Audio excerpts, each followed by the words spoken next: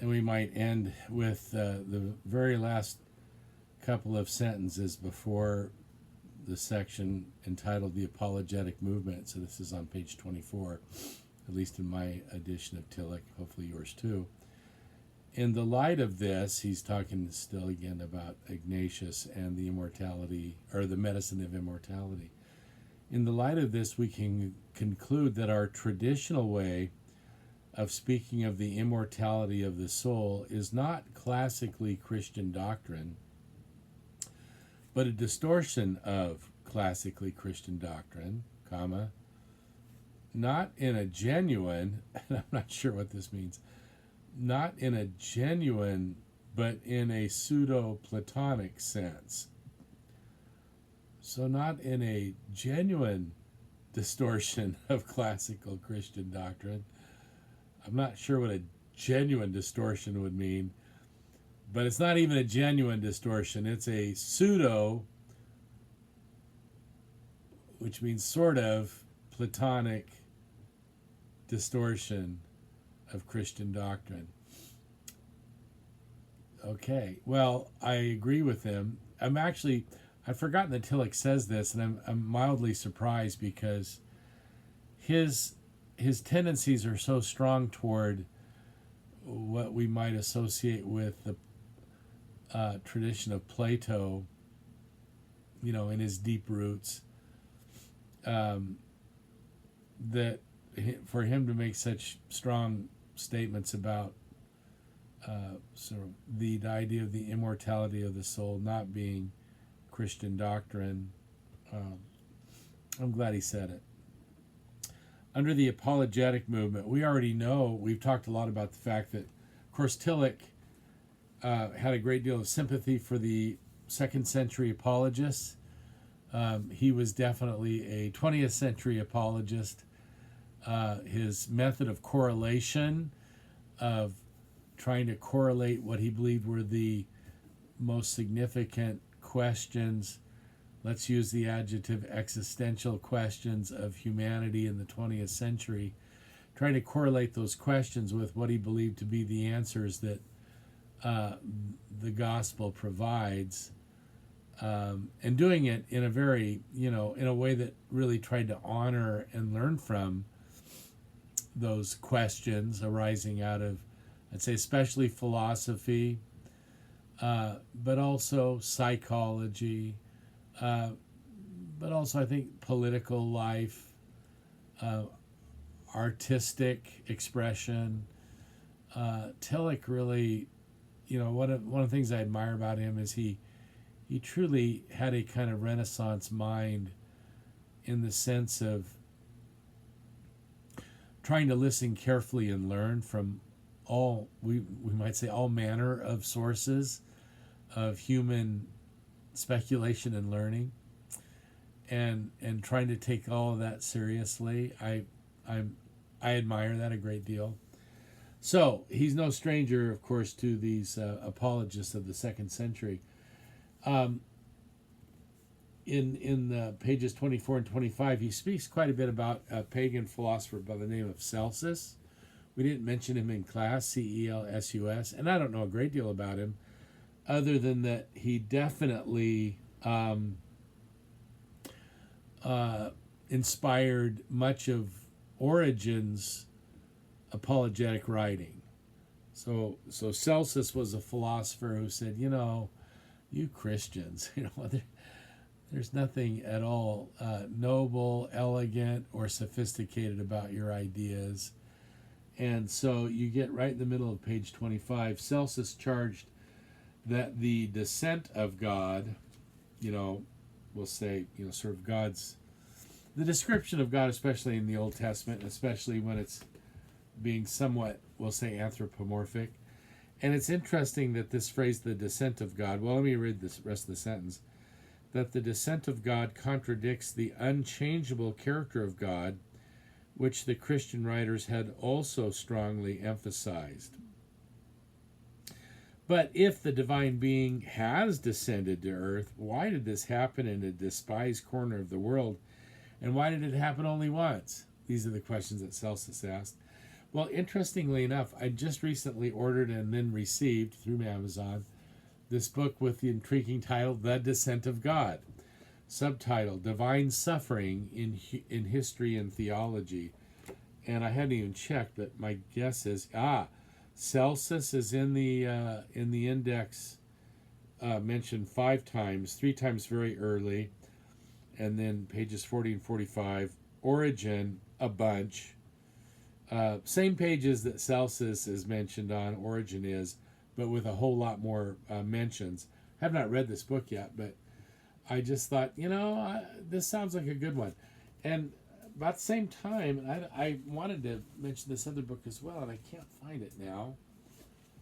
Also just recently ordered and received a book about basically God being presented, again, especially if not entirely in the Old Testament, as a body, as a bodily figure. Someone that could say something, could walk through the Garden of Eden in the cool of the day, like leaves crackling under the divine feet. Or God saying things like, well, I've heard that it's really bad in Sodom and Gomorrah, so I decided to come down and see if it's as bad as I've heard. I think I might have mentioned that one in class. The many times that we call them anthropomorphisms. Whole book about that.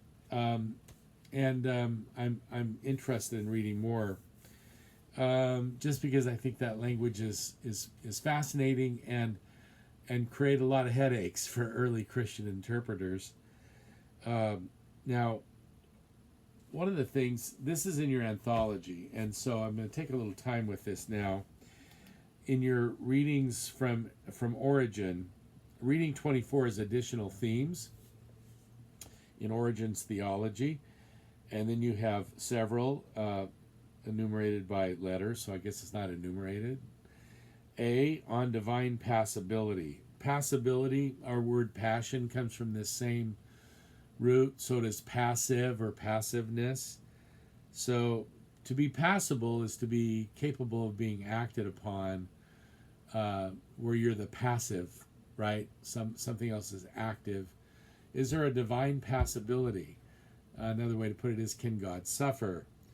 And this has been a huge point of debate in Christian tradition.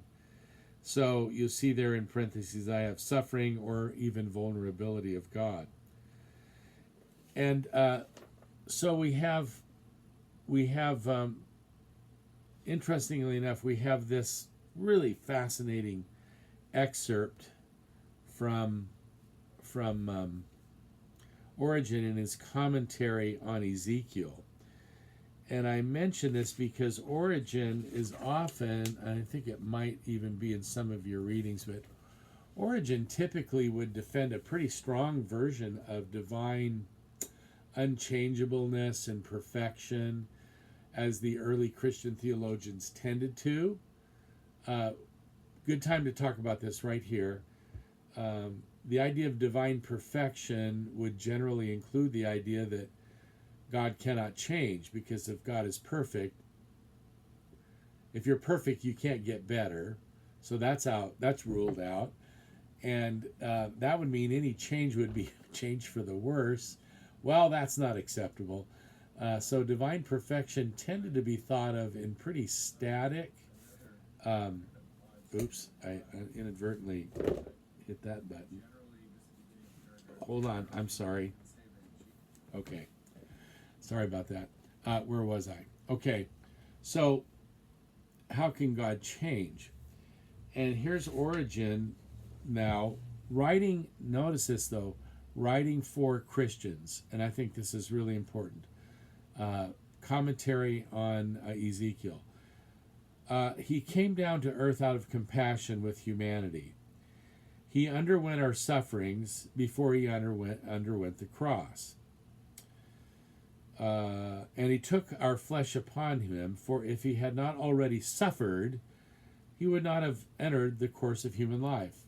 If God, we'll say God for now, or the Logos, had not already suffered with us in seeing our suffering and our sin and sorrow. What was the suffering that he went through for us? It was the suffering, the pathos is the Greek word there, of love. And the Father himself, the God of the universe, slow to anger and abounding in steadfast love, does he not also suffer in a certain sense? So, like, up to that point, Origen likely was talking about the Logos or the Son, but now he shifts over to where a lot of times Christian theologians would get a little nervous, talking about like God the Father. Or do you not know that when he involves himself in human affairs in the shape of providence, that he suffers the suffering of humanity with it? The Lord your God bore you as a man bears his son. He quotes from Deuteronomy, Moses speaking to the children of Israel. God bears our misdeeds, just as the Son of God takes our pain upon himself. The Father himself is not without compassion. So the term there is impassibilis. Passibilis would be passibility, compassion. Even notice the word passibilis has passion or compassion in it. Same root. The Father himself is not without this capacity for feeling, for being passively affected. If God is implored, he is merciful and shares in the suffering. He undergoes something through love, and by love is transferred. Wow. And by love, God is transferred into those beings in which he cannot exist while seeing the sublimity of his own nature. Now that's a lot at the end there, but here's the main point I want to make. Here's Origen, on the one hand, often in his apologetics, like someone like Celsus, might want to say, hey, we share with you the same view of God as impassible, unchangeable, perfection, all those things, right? And Celsus goes, yeah, but you worship this crucified Jew. What's that about? And so Origen's trying to draw, walk a fine line.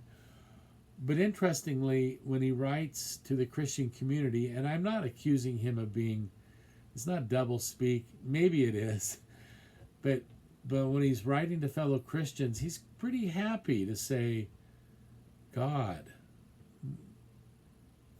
whom we would want to think of as unchangeably perfect, suffers.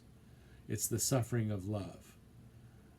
That doesn't start or end with Jesus. It certainly didn't begin at that point. God suffered in the sufferings of Israel. God gave birth to a people. All that language in the Old Testament that really suggests that. And you get it especially in Hosea, don't you? The passionate love of God. And so it's a way of pointing out to us that the early theologians, not just the apologists, but they're the ones that we know best, I suppose, but the early theologians of the second century were deeply influenced by Greek philosophy and philosophical theology that developed in reaction against Greek mythology, tended to yield a divine nature that was unaffected by the world, certainly not tempted by, worldly lust or violence or envy and all that. And a lot of that we'd want to applaud, right? But on the other hand, these same Christian theologians had to deal with texts that presented God in pretty passionate ways. And they know that love involves passion, it involves suffering. If you love someone, you can't love at a distance that's unfeeling and untouched. So they were sort of they were on the horns of a dilemma here, my friends, and we'll continue to see that play out a bit from time to time. All right, I've gone well over on this one, haven't I?